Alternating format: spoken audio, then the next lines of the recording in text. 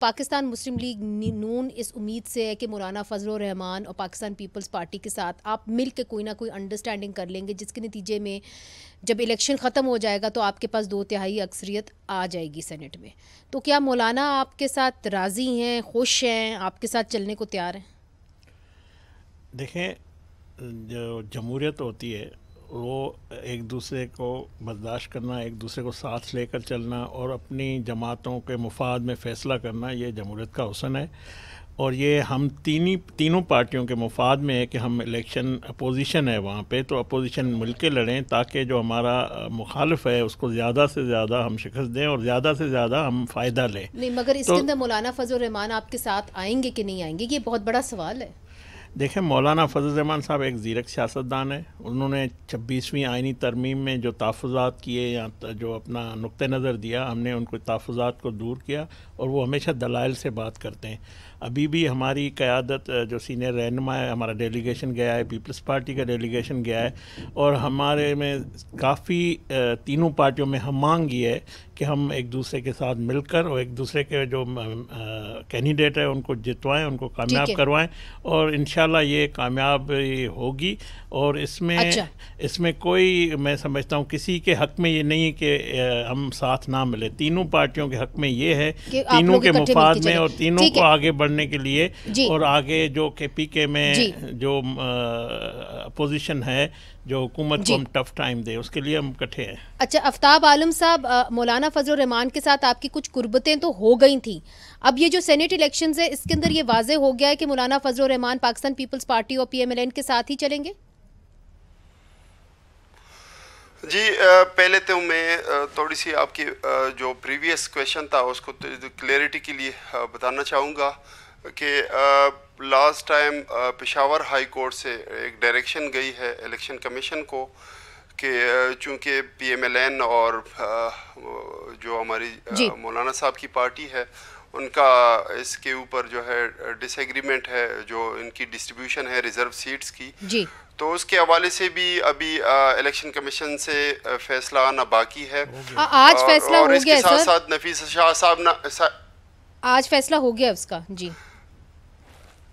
अच्छा जी, अच्छा, इसके साथ साथ रूल ऑफ लॉ की बात की तो मेरे ख्याल में हमारे कायद जो हैं उससे ज़्यादा रूल ऑफ लॉ का एहतराम करने वाले तो मुझे नहीं लगता कि पाकिस्तान में कोई हो और या हिस्ट्री में कोई गुजरे हों।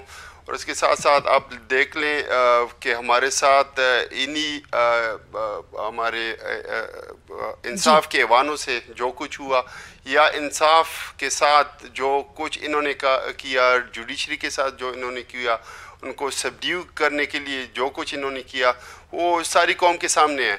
अच्छा, जहाँ तक ताल्लुक़ है मौलाना साहब की, तो मैं ये समझता हूँ कि वो कभी कभार नहीं, बिल्कुल हमारा उनके साथ कोई ना कॉन्टेक्ट्स हुए थे इस हवाले से। मुझे लगता है कि ये भी इनका कोई इंटरनल ड्रामा ही हो सकता है कि मौलाना साहब अक्सर औकात इसी तरह हरबे इस्तेमाल करते हैं ज़्यादा फ़ायदा उठाने के लिए। ना हो तो वो अभी भी कोलिशन का हिस्सा भी हैं फेडरल गवर्नमेंट में भी, वो इसी तो आपके साथ सर आपके साथ कोई कोई राब्ते नहीं हुए? जो किरदार उन्होंने अपोजिशन में रहते हुए जो फायदे उठाए वो सबके साथ आपके साथ कोई राब्ता नहीं हुआ मौलाना फजल रहमान से, और आप ये कह रहे हैं कि वो भी ये ड्रामे करते हैं ताकि ज्यादा से ज्यादा फायदा उठा सके, ये आपका कहना है? जाहिर बात है, बिल्कुल हमारे साथ उनके कोई कॉन्टेक्स्ट नहीं है, वो फायदा उठाने के लिए इस तरह के हरकत इस्तेमाल कर रहे हैं। डॉक्टर नफीसा शाह साहिबा, क्या उम्मीद है पाकिस्तान पीपल्स पार्टी की इस सेनेट इलेक्शन से? कितनी सीटें आप लोग निकाल सकेंगे और क्या अंडरस्टैंडिंग होगी पीपल्स पार्टी और JUIFA के साथ? जब भी देखें, जब भी एक हम आहंगी पैदा करने की कोशिश की जाती है तो उसके नतायज जो हैं वो मुस्बत ही निकलते हैं। और सेनेट में हॉर्स ट्रेडिंग को रोकने के लिए ज़रूरी है कि मुख्तलिफ़ जमातें आपस में मिलकर लड़ें और उससे विन विन सिचुएशन होगा। कई मुख्तलिफ नौइयत की सीटें होती हैं, जनरल होती हैं, रिज़र्व्ड होती हैं, टेक्निकल सीट्स होती हैं। तो अगर पार्टीज़ आपस में मशावरत, और माजी में यही रहा है कि जब भी एक दूसरे से बातचीत करके आप करते हैं तो वो विन विन सिचुएशन होगी।